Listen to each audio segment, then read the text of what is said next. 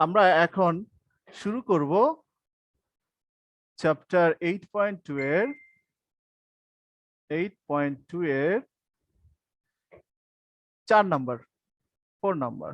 ওকে, তো বেসিক্যালি ক নাম্বার যা বলছে সেটা হচ্ছে বৃত্তের ব্যাসার্ধ দেয়া আছে, ওবি মানে বৃত্তের ব্যাসার্ধ। এখানে দেখতে পাচ্ছ চিত্রে, বইয়ের চিত্রটা আছে। তো ব্যাসার্ধ দেয়া আছে, পরিধি বের করতে বলছে, কোনো ব্যাপার না, এটা তোমরা করে ফেলবা। আর হচ্ছে খ নাম্বার যেটা বলছে, দেখো বিএডি, তোমরা চিত্রে দেখতে পাচ্ছ, বইয়ের চিত্রটা আছে। তো বিএডি যে কোণটা, এটা হচ্ছে বৃত্তস্থ কোণ, আর বিওডি যে কোণটা, এটা হচ্ছে কেন্দ্রস্থ কোণ, তাই তো? এখানে বলছে যে বৃত্তস্থ কোণটা BAD equal to half into কেন্দ্রস্থ কোণ বিওডি। তার মানে ঠিকই আছে, বৃত্তস্থ কোণ তো কেন্দ্রস্থ কোণের অর্ধেকই, তার মানে ঠিক একদম 20 নাম্বার উপপাদ্যটা ঠিক আছে। ওখানে কেন্দ্রস্থ কোণ বৃত্তস্থ কোণের দ্বিগুণ ছিল, এখানে সেটাই উল্টা ভাবে বলছে একটু, যে বৃত্তস্থ কোণটা আগে বলছে, তার মানে বৃত্তস্থ কোণটা হচ্ছে কেন্দ্রস্থ কোণের হাফ। ব্যাপার না, এটা তোমরা 20 নাম্বার পড়েছো, এটা তোমরা পারবা খ নাম্বার। তাহলে ক খ আমি করতেছি না, শুধুমাত্র করব গ নাম্বার। গ নাম্বার করলেই হয়ে যাবে। দেখছো, এর সাথে সাথে তোমরা বুঝেও ফেললে যে কিভাবে সৃজনশীল গুলো আসলে আসতে পারে। তো সৃজনশীলে ক নাম্বারে সাধারণত চিত্র দিবে। হ্যাঁ, এখানে পরিধি বের করতে বলছে, অনেক সময় দেয় পরিধি, অনেক সময় দেয় না, চিত্র আঁকতে দেয়। সেই চিত্র দিয়ে সাধারণত খ নাম্বারের প্রমাণটা করতে দেয়, আর গ নাম্বারের জন্য আবার নতুন করে চিত্র আঁকতে হতে পারে। ঠিক আছে, এরকমই আসলে কোশ্চেনটা হয়, বাট খ আর গ নাম্বারের টোটালি দুইটা আলাদা আলাদা উপপাদ্য থাকে। আচ্ছা, তো আমরা চলে যাচ্ছি গ নাম্বারে। গ নাম্বারে দেখতে পাচ্ছ এখানে মোটামুটি একটা ভালো চিত্র দেয়া আছে, ওই চিত্রটাই আমরা একটু এঁকে নিব। চিত্রটা আঁকার পরে তারপরে আমরা বিশেষ নির্বাচনটা লিখবো। তো দেখো, আমাদের চিত্রটা এইটা, আমরা একটু এটাকে বাড়াই নি, বেশি বেড়ে গেছে, আচ্ছা থাক। ওকে, তো আমরা একটু বড় করে নিই এটা। এখানে যেভাবে একটা চতুর্ভুজ আঁকা আছে, দেখো চতুর্ভুজটা হচ্ছে এ বি সি ডি চতুর্ভুজ। হ্যাঁ, বৃত্তে অন্তর্লিখিত চতুর্ভুজ আঁকা আছে, আর বৃত্তের কেন্দ্র আছে। তো বৃত্তের কেন্দ্রটা আমি দিয়ে নিই আগে, মনে করো বৃত্তের কেন্দ্র, ঠিক আছে। আর চতুর্ভুজ একটা আছে, তো চতুর্ভুজের কর্ণ আবার আঁকা আছে। সো আগে আমরা কর্ণ দুইটাই এঁকে ফেলি, ঠিক আছে।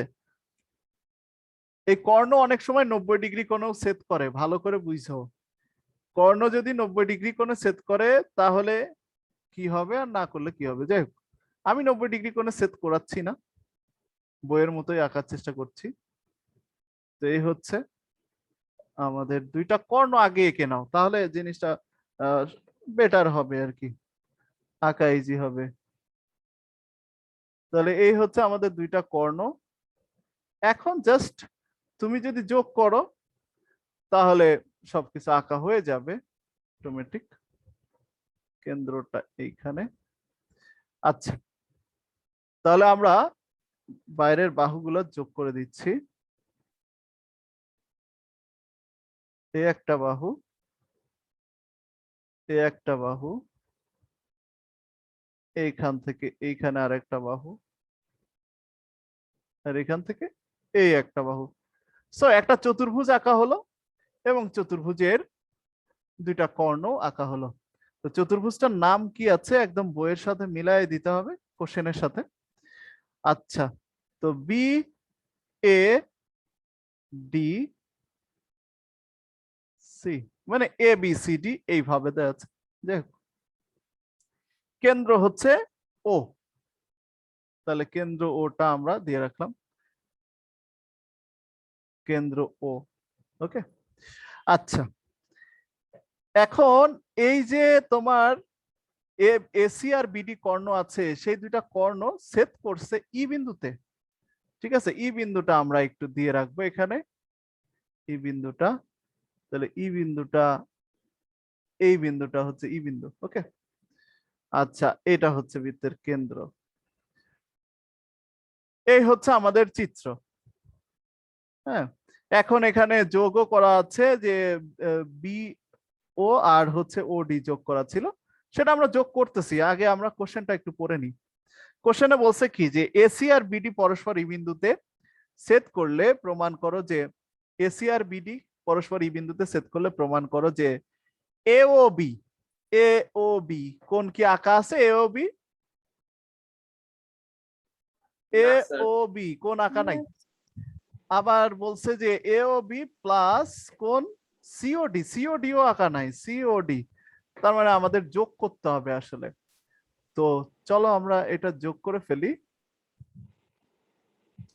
তাহলে এ এবং ও যোগ করতে হচ্ছে, কারণ ওখানে বলা আছে এওডি,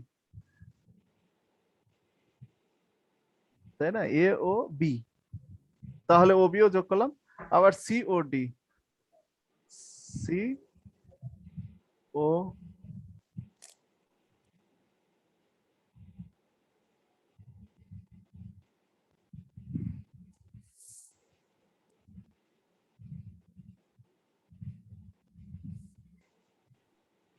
ওকে।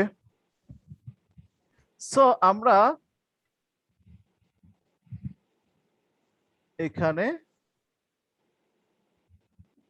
এটাও যোগ করে ফেলি,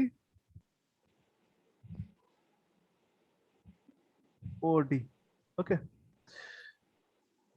তো দেখো তোমরা কি বুঝতে পারছো, এখানে এ ও বি বলছিল আর সি ও ডি বলছিল, এই জন্য আমরা যোগ করছি, আদারওয়াইজ আমাদের যোগ করার কোনো প্রয়োজন ছিল না কিন্তু। ঠিক আছে, আচ্ছা। তো এখন বিশেষ নির্বাচনটা একটু লিখে ফেলি। বিশেষ নির্বাচন, বিশেষ নির্বাচন মনে করি না, এখানে দেয় তো আছে সবকিছু। তাহলে এখানে লিখবো চিত্রের, চিত্রের এসি ও বিডি, এসি ও বিডি কর্ণদ্বয়, কর্ণদ্বয় ই বিন্দুতে, ই বিন্দুতে ছেদ করেছে, ই বিন্দুতে ছেদ করেছে। মানে যতটুকু ওখানে লেখা আছে ততটুকুই তোমার বিশেষ নির্বাচন। হ্যাঁ, ই বিন্দুতে ছেদ করেছে, প্রমাণ করতে হবে যে, প্রমাণ করতে হবে যে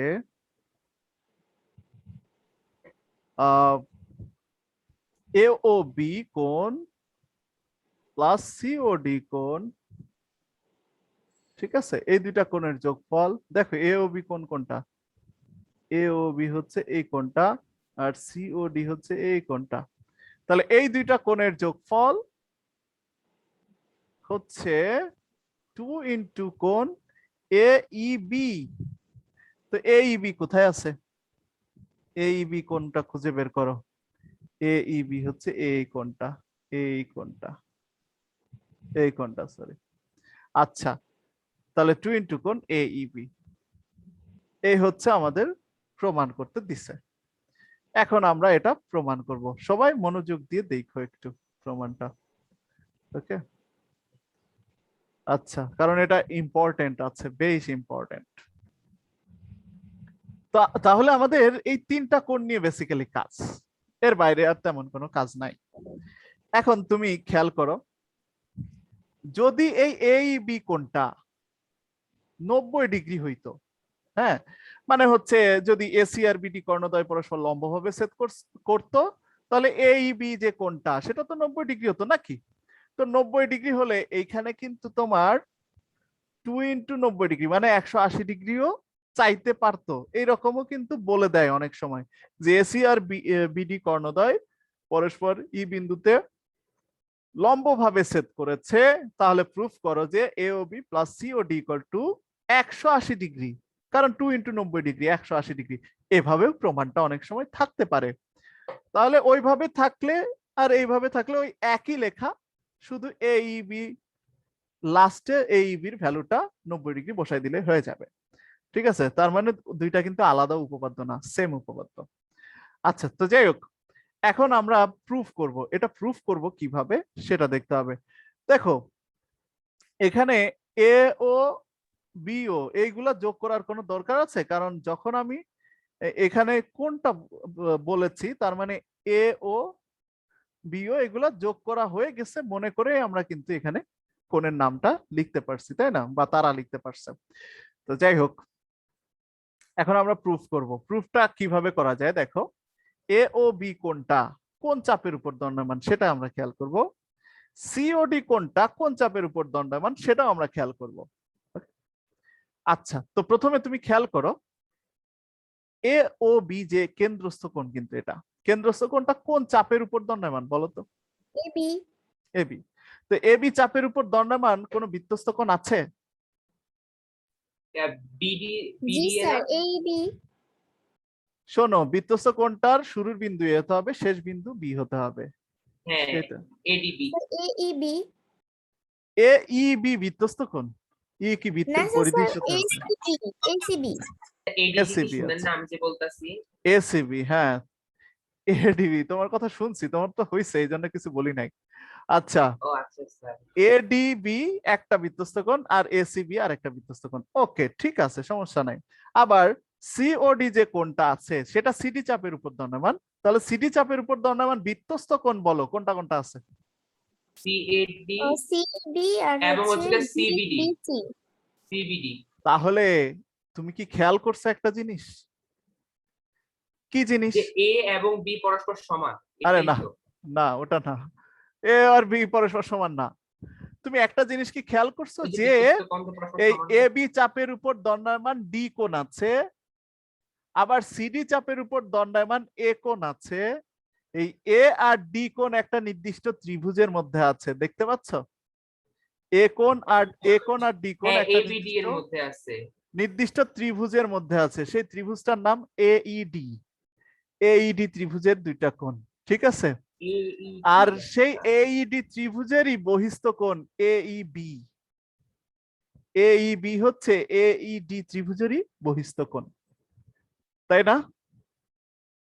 আমরা কি বুঝতে পারছি? এইবি কোণটা হচ্ছে এই এইডি ত্রিভুজেরই বহিস্থ কোণ। আবার তুমি বলতে পারো যে স্যার আরো তো কোণ ছিল, সি কোণও ছিল, বি কোণও ছিল, তার মানে এটাও তো একটা ত্রিভুজের কোণ। হ্যাঁ, সেটাও ঠিক, তুমি এই ত্রিভুজ নিয়েও কাজ করতে পারো। এই ত্রিভুজেরও বহিস্থ কোণ কিন্তু এই বিইএ বা এইবি, এই ত্রিভুজের ক্ষেত্রেও বহিস্থ কোণ, আর ওই এইডি ত্রিভুজের ক্ষেত্রেও বহিস্থ কোণ। এখন তোমার উপর ডিপেন্ড করে তুমি এই নিচের ছোট ত্রিভুজ নিয়ে কাজ করবা না উপরের এইডি বড় ত্রিভুজটা নিয়ে কাজ করবা, এটা তোমার সম্পূর্ণ তোমার বিষয়, ঠিক আছে? তো আমরা উপরের বড় ত্রিভুজ নিয়ে কাজ করতে কমফোর্টেবল ফিল করব, ঠিক আছে? তো চলো প্রুফটা শুরু করি। প্রমাণ। তো প্রথমে আমরা বলবো যে একই চাপ এ বি এর উপর আমরা কোন ত্রিভুজ নিয়ে কাজ করছি, আমাদের লক্ষ্য কি? এইডি ত্রিভুজ নিয়ে কাজ করা। হ্যাঁ, কারণ এই ত্রিভুজের মধ্যে দুইটা কোণ সমান হয়ে যাবে, ঠিক আছে? সমান না মানে দুইটা কোণ আছে, একই চাপের উপর দণ্ডায়মান দুইটা কোণ আছে, তো সমস্যা নাই, এই ত্রিভুজ নিয়ে আমরা কাজ করব। ওকে, ঠিক আছে। তো একই চাপ এ বি এর উপর দণ্ডায়মান দণ্ডায়মান কেন্দ্রস্থ কোণ কোনটা? কেন্দ্রস্থ কোণ A O B. A O B equal to 2 into বৃত্তস্থ বৃত্তস্থ বৃত্তস্থ কোণ আমরা কোনটা নিব? যেহেতু এইডি ত্রিভুজ নিয়ে আমরা কাজ করার ট্রাই করছি, সেহেতু আমরা এডি বি কোণ নিব, বৃত্তস্থ কোণ। ওকে, এডি বি কোণ, তাহলে এডি বি। ওকে, সো এ ও বি কোণটা ইকুয়াল টু 2 ইন্টু কোণ এডিবি না লিখে এডিই পর্যন্ত লিখলে কি কোনো সমস্যা আছে? এডিই পর্যন্ত লিখলে কোনো সমস্যা আছে? এডিই পর্যন্ত লিখলে কোনো সমস্যা আছে? না স্যার, নেই। কেন Not at এডিই all, পর্যন্ত sir. লিখছি? কারণ এই ত্রিভুজ নিয়ে কাজ করব তাই। আচ্ছা, এটা একটা সমীকরণ নাম্বার দিয়ে রাখি। আবার সেম কাজ আমরা করতে চাচ্ছি। আবার ওই সিওডি কোণের জন্য, ঠিক আছে, সিওডি কোণ, এডি সিডি চাপের উপর দণ্ডমান, তাহলে একই চাপ সিডি এর উপর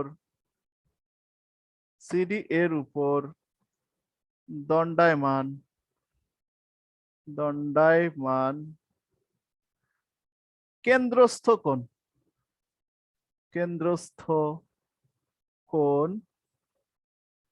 কোণ সিওডি ইকুয়াল টু 2 ইন্টু বৃত্তস্থ কোণ কোনটা বলো? সিএডি 2 ইন্টু বৃত্তস্থ কোণ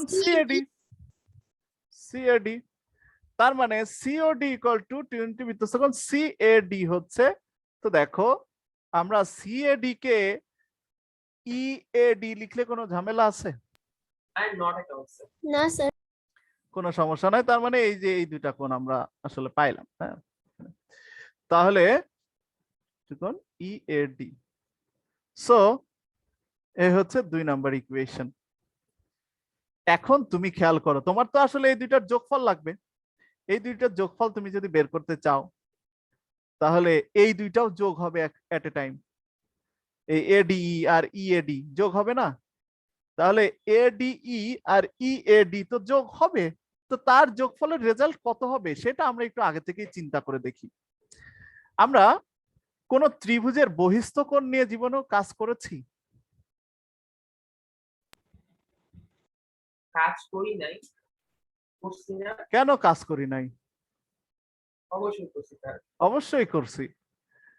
বহিস্থ কোণ মানে যে কোনো একটা বাহুকে বাড়ালে যে কোণ হয়, যেমন এটা কোণ, এটা বহিস্থ কোণ। তো আমরা জানতাম যে কোন ত্রিভুজের বহিস্থ কোণ হচ্ছে অন্তঃস্থ দুই বিপরীত কোণের যোগফলের সমান। এটা কি জানি না আমরা? Yes sir. তার মানে এই ই বিন্দুর কোণটা, মানে এই বি কোণটা হচ্ছে এ কোণ আর ডি কোণের সমষ্টির সমান না? জি স্যার। তো সেটাই আমরা এখানে কাজে লাগাবো। কি কাজে লাগাতে চাচ্ছি আমরা? যে আমরা জানি, আমাদের জানার দরকার নাই, জাস্ট এটা লিখি যে এখানে ত্রিভুজ এইডি এর বহিস্থ কোণ এইবি, দেখো ভালো করে দেখো চিত্রটা, দেখো বহিস্থ কোণ এইবি ইকুয়াল টু বৃত্তস্থ দুইটা বিপরীত, সরি ভেতরের দুইটা অন্তঃস্থ দুইটা বিপরীত কোণ, এ বিন্দুর কোণটা আর ডি বিন্দুর কোণটা, অর্থাৎ ইএডি প্লাস এডিই, এই দুইটা কোণের যোগফল, তাই না? সো ইকুয়াল টু, আমরা আগে এডিই লিখি, এডিই প্লাস কোণ ইএডি। জানতাম না এটা? আমরা জানি না?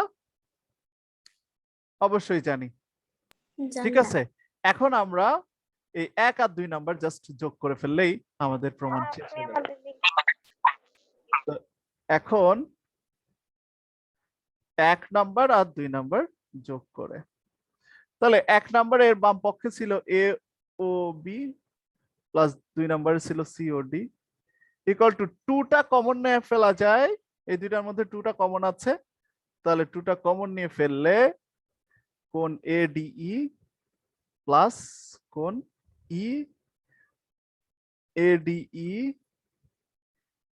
কই এডিই প্লাস কোণ ইএডি, ওকে ইএডি, এই হচ্ছে।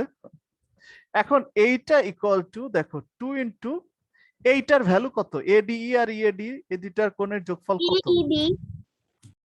এইবি, ঠিক আছে, এই দুইটা কোণের যোগফল হচ্ছে এইবি, তাহলে 2 ইনটু কোণ এইবি বসাই দিলে হয়ে গেল। তাহলে এইটাই তো চাচ্ছিল আমাদের প্রুফে। ওকে, সো এইটাও কিন্তু আসলে ইজি ছিল। হ্যাঁ, প্রমাণিত, ইম্পর্টেন্ট, বেশ ইম্পর্টেন্ট। ইজি না জিনিসটা? কারোর কোথাও প্রবলেম আছে? কোথাও কোনো কোশ্চেন আছে? কোশ্চেন থাকলে জিজ্ঞেস করতে পারো। স্যার এতই ইজি স্যার, ক্লাস থেকে অলরেডি 3 জন ভাইছে স্যার। ওকে, আশা করি সবাই বুঝতে পারছো, এটা পরীক্ষায় আসার মতো, আসবে পরীক্ষায়। ওকে, ঠিক আছে, তো আশা করি তোমরা বুঝতে পারছো। কারোর কোনো কোশ্চেন থাকলে জিজ্ঞেস করতে পারো, কোশ্চেন না থাকলে আজকের মতো এই পর্যন্তই। ঠিক আছে, তোমাদের এরই সাথে সাথে সিলেবাসও শেষ। হ্যাঁ, এই দুইটা মাত্র চ্যাপ্টার ছিল তোমাদের 8.12, তো দুইটার মধ্যে এইটা আমাদের ইম্পর্টেন্ট জিনিসগুলো সব করা হয়ে গেছে, তো সিলেবাস শেষই আমরা বলতে পারি। আর তোমরা যদি চাও তাহলে আরেকটাও করতে পারো, সেটা হচ্ছে 8 নাম্বার 8.1 এর সৃজনশীলটা। এটা নিজেরাই পারবা ট্রাই করলে, এটা আমার আর করাই দেওয়ার স্যার কিছু গ নাই। নাম্বারটা না আমি ট্রাই করছিলাম বাট আমি পারি না। 8-এর গ। জি স্যার। আচ্ছা, বৃত্তের ব্যাস যে বৃত্তের বৃহত্তম যায়, এটা আমরা কিন্তু প্রমাণ করে দিয়েছিলাম অনুসিদ্ধান্ত থেকে, আমি প্রুফ করে দিয়েছিলাম।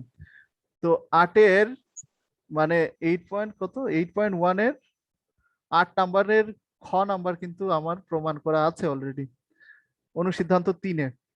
ঠিক আছে। জি স্যার ওটা তো পারছি কিন্তু গ নাম্বারটা আচ্ছা, Q O S equal to কোণের পরিমাণ কত? তোমরা একটু স্যার এটা দেখো। তো ওই যে অর্ধবৃত্তস্থ কোণ 90 ডিগ্রি, এটা ধরে করতে হবে না ক নাম্বারটা? কিউ ও এস জি স্যার কিউএস এর পরিমাণ। না, অর্ধবৃত্তস্থ কোণ না। কিউ এস হচ্ছে এখানে হচ্ছে দেখো 30 ডিগ্রি আছে হচ্ছে কোণ ও কিউ আর, তাহলে ও পি কিউ ও 30 ডিগ্রি হবে, তাহলে 30-30 মানে এটা বহিস্থ কোণের হিসাব। তো বহিস্থ কোণটা অন্তস্থ দুইটা বিপরীত কোণের যোগফলের সমান, মানে 30-30 60 হবে। ঠিক আছে, এর আনসার হবে 60, কিউ ও সি হচ্ছে 60। ওকে, কিউ ও সি সমান হচ্ছে 60 হবে। কারো কোনো ডাউট আছে এটা নিয়ে? হ্যাঁ স্যার অবশ্যই। ডাউট আছে জি স্যার। কেমনে? স্যার আপনি এটাকে ওপি কিউ এর মান 30 ডিগ্রি বলছেন না, কিভাবে? 30 ডিগ্রি দেয়াই আছে। ও, দেখো আমি ওখানে তো কিউ এর মান দেওয়া আছে 30 ডিগ্রি। আরে কিউ এর মান দেওয়া থাকলে পি এর মানও 30 ডিগ্রি হয়। তুমি জানো না যে একই মানে সমান সমান বাহুর বিপরীত কোণগুলো পরস্পর সমান? ও স্যার এই যে ব্যাসার্ধর মান নিয়ে, মানে ব্যাসার্ধ দিয়ে। তো ব্যাসার্ধই তো সমান না? ও স্যার তাহলে তো ডাউট নেই। তাহলে বুঝছো এবার? হ্যাঁ স্যার তাহলে তো বুঝতে পারছি। এটাই তো, এর ছাড়া এখানে তো কোনো আলাদা জিনিস নাই।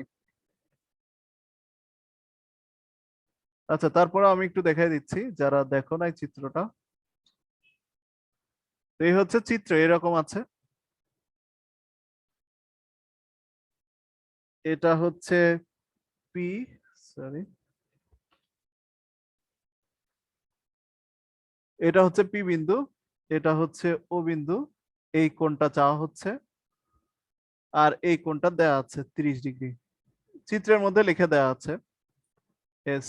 তাহলে কিউ ও এস চাচ্ছে। ওকে, তো তুমি এখানে লিখবা ক নাম্বারে, এটা 8.1 এর 8-এর ক, 8-এর ক নাম্বার। ওকে, আচ্ছা, তুমি লিখবা চিত্রে ত্রিভুজ পি ও কিউ এ ওপি সমান ও কিউ, কারণ সমান একই বৃত্তের ব্যাসার্ধ, তাই একই বৃত্তের ব্যাসার্ধ, সরি, একই বৃত্তের ব্যাসার্ধ, তার মানে বিপরীত কোণগুলোও পরস্পর সমান।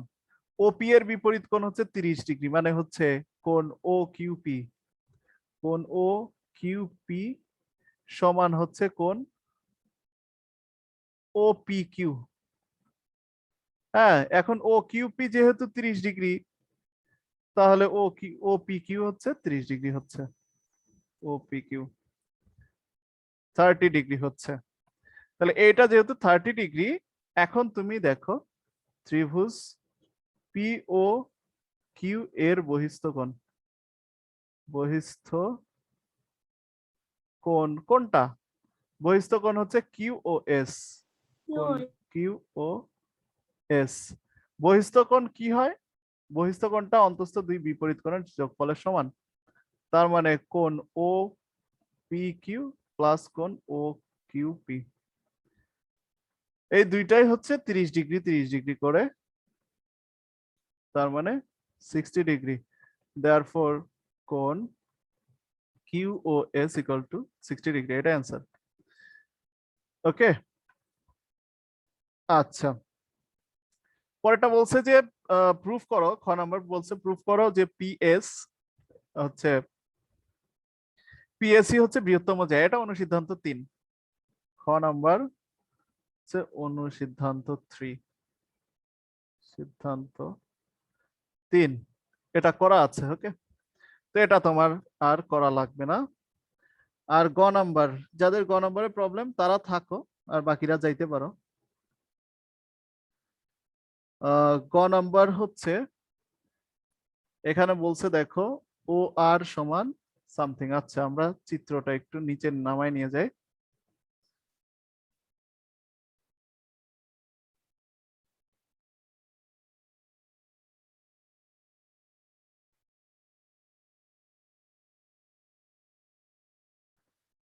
আচ্ছা গ নাম্বার এখানে বলছে কি ও আর ইকুয়াল টু, এটা কোনো উপপাদ্য না, এটা ক্যালকুলেশন, বুঝছো?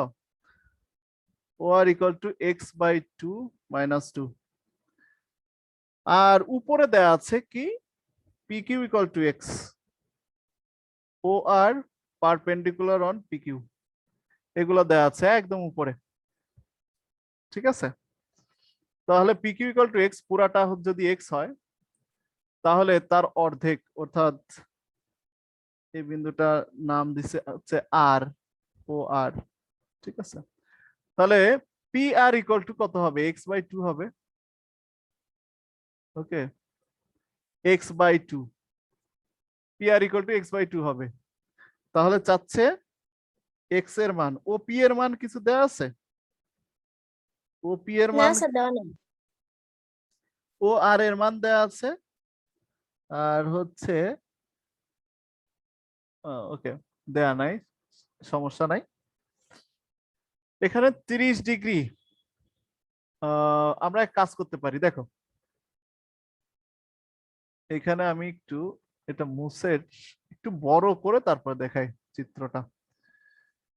এখানে আর বিন্দু হচ্ছে এইটা, পুরাটুকু পিকিউ যদি এক্স হয় তাহলে আর কি হবে? x/2, কি বলো? আর এই ভেতরে ও আর দেয়া আছে, ও আর দেয়া আছে হচ্ছে x/2 - 2, এটাও আমি এখানে লিখে নিই, x/2 - 2। ওকে, এটা হচ্ছে x/2 - 2। এখন তুমি কি জানো এই যে তোমার যে এটা, এই যে ত্রিভুজ ও আর কিউ, এটা একটা সমকোণী ত্রিভুজ না? এই সমকোণী ত্রিভুজের তুমি লম্ব আর ভূমি নিয়ে কোনো রিলেশন জানো? জি স্যার, পিথাগোরাসের সাইন উপপাদ্য দিয়ে থিটা। ফেলবো। পিথাগোরাসের উপপাদ্য দিবে স্যার কেন? লম্ব আর ভূমি ট্যান থিটা, ত্রিকোণমিতি। লম্ব Tan বাই theta। ভূমি ট্যান থিটা। ঠিক আছে, তো আমরা জানি লম্ব বাই ভূমি কি ট্যান থিটা না? জি স্যার। তাহলে জি স্যার। সমকোণী ত্রিভুজ, সমকোণী ত্রিভুজ ও আর কিউ হতে আমরা জানি ট্যান থিটা, থিটা মনে হচ্ছে এখানে 30 ডিগ্রি, 30 ডিগ্রি কোনটা তুমি দেখতেই পাচ্ছ, কিউ কোনটা। তাহলে ট্যান 30 ডিগ্রি ইকুয়াল টু লম্ব বাই ভূমি, লম্ব হচ্ছে x/2 - 2। সরি, আমরা একটু কাজ করি, ডিরেক্টলি ভ্যালু না বসায় একটু লিখে নি। O Q R equal two হচ্ছে লম্ব হচ্ছে ও আর ডিভাইডেড বাই ভূমি হচ্ছে আর কিউ, বা ট্যান 30 ডিগ্রি ইকুয়াল টু ও আর মানে হচ্ছে x/2 - 2 divided by P Q মানে হচ্ছে x/2। ওকে, সো ট্যান 30 ডিগ্রি মান তোমরা অবশ্যই জানো 1/√3। আর এখানে যদি লসাগু করি তাহলে এটা হয় এখানে x/2, বা 1/√3 equal to x - 4/2 into 2/x। Okay, বা 1/√3 equal to x - 4 divided by x, বা 1/√3 ইকুয়াল টু x/x - 4/x। ওকে, বা এই 4/x কে এই পাশে নিয়ে আসি, আর এখানে x/x মানে তো 1 1 মাইনাস 1/√3 ওই পাশে নিয়ে যায়। এবার আমরা একটু এখানে লসাগু করব, তাহলে √3 - 1, এটাকে উল্টাবো, x/4 ইকুয়াল টু √3/√3 - 1, ব্যস্তকরণ। হ্যাঁ, এই উল্টানোকে ব্যস্তকরণ বলে। বা x ইকুয়াল টু কি হবে, 4√3, এই 4টা জাস্ট উপরে যায় গুণ হয়ে যাবে, ডিভাইডেড বাই √3 - 1। এখন অ্যান্সারে এরকম নাও থাকতে পারে, কারণ নিচে থেকে অমূলদ বর্জন করতে হয়। অমূলদ √3 - 1 অমূলদ সংখ্যা, তাহলে আমরা উপর নিচে এর কনজুগেট নাম্বার দিয়ে গুণ করে দিব। কনজুগেট বলতে √3 + 1 দিয়ে গুণ করে দিব উপর নিচে, যাতে নিচে কোনো রুটযুক্ত রাশি না থাকে। তো আচ্ছা। সেক্ষেত্রে আমরা এর সাথে গুণ করা লাগবে না? কাকে? আমার সেই কনজুগেট নাম্বার দিয়ে এক্স সাথে গুণ করা লাগবে না? এক্স কে? আমি কি হ্যাঁ। উভয় পক্ষে গুণ করছি না লব আর হরকে গুণ করছি সেটা দেখো। লব আর হরকে স্যার। তো লব আর হরকে গুণ করলে ওই পাশে কেন গুণ করব? তাই না? লব আর হরকে একই সংখ্যা দিয়ে তুমি গুণ করতে পারো, ভাগ করতে পারো, কিন্তু যোগ বিয়োগ করতে পারবে না। কাটাকাটি হয়ে আবার আগের মানটাই হয়ে যাবে, তাই না স্যার? Exactly, exactly. আচ্ছা, তাহলে এইখানে 4√3 দিয়ে তুমি গুণ করে দিতে পারো উপরে, তাহলে √3 গুণ √3 শুধু 3, তার মানে 3 4 12 হবে, 12 আর প্লাস 4√3। ওকে, এটা হবে। আর নিচে কি হচ্ছে, নিচে a² - b² সূত্র। ওকে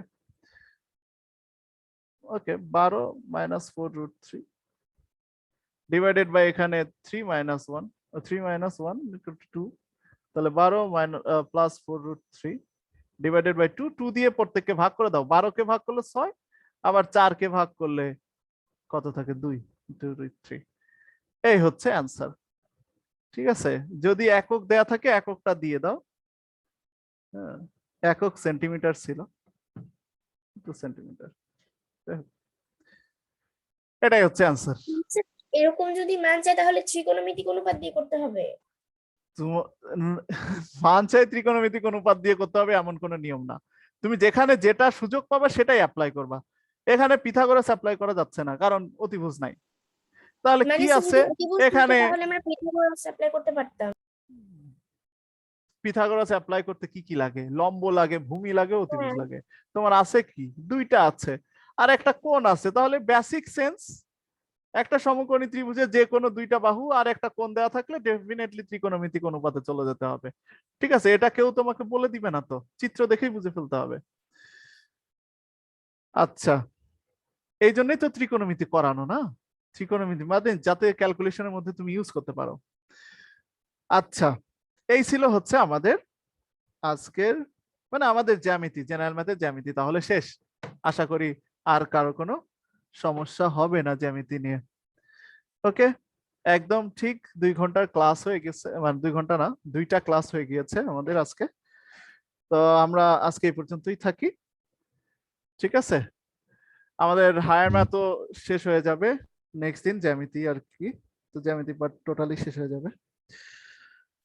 ওকে, ঠিক আছে। আর তোমাদের জেনারেল ম্যাথে কোনো জায়গায় সমস্যা আছে কারোর, কোনো চ্যাপ্টারে জেনারেল ম্যাথের সমস্যা থাকলে বলতে পারো। স্যার আপনি 9.টা নিতে পারেন। হ্যাঁ হ্যাঁ, হ্যাঁ 9.2। আচ্ছা 9.2 তে সমস্যা আছে কি, মানে 9.2 তে কোনো সমস্যা আছে? করা হয়েছিল তো ভালো করে বুঝতে পারিনি পুরোটা। আসলে স্যার আমারও মোটামুটি অনেক প্রবলেম গেছে। 9.2 তোমাদের আশিক স্যার করেছে? জি স্যার। অনেক আগে, রোজার সময়। ওকে ওকে, আচ্ছা যাই হোক, দেখা যাবে সেটা। আর আর আর কোন চ্যাপ্টারে, আর কোন চ্যাপ্টারে সমস্যা থাকলে আমাকে বলতে পারো, ট্রাই করব, কারণ আমাদের সময় আছে, আর একটা ক্লাস নেওয়া যাবে মানে নেক্সট স্যার দিন। সমস্যা থাকলে নেক্সট ক্লাস আপনাকে বলবো না, মানে হায়ার ম্যাথ ক্লাসে। আচ্ছা ঠিক আছে, ওকে, আজকের মতো এই পর্যন্তই। সবাই ভালো থেকো, আবার দেখা হবে। স্যার আসসালামু আসসালামু আলাইকুম আলাইকুম। স্যার। ওয়ালাইকুম আসসালাম।